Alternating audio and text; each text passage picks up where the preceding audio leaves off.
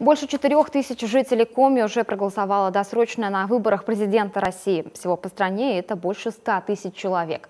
Традиционно свое конституционное право заранее реализуют небольшие группы избирателей в ряде регионов. В этом году таких 30, и наша республика в их числе. Досрочным голосованием в Коми планируется охватить около 10 тысяч человек. Это практически все муниципалитеты, за исключением Сыктывкара и Усть-Илимского района. Я хожу на выборы с 18 лет, не пропустил еще ни одного года. Я считаю, что это очень важно для каждого человека, и я на эти выборы пойду обязательно. Это как минимум мой долг перед страной, перед собой. Я приглашаю всех, призываю всех пойти на эти выборы. Мы должны сделать свой правильный выбор. Я пойду точно, все мои друзья пойдут точно, и вас я тоже приглашаю. Встретимся на выборах.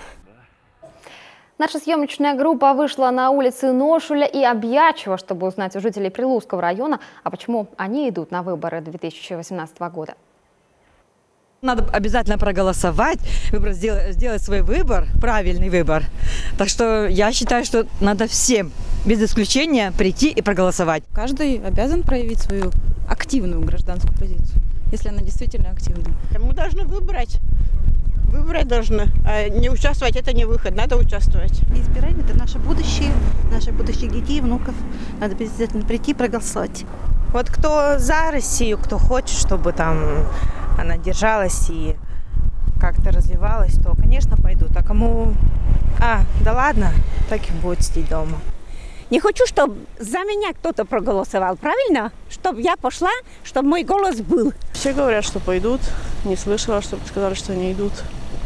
Все собираются.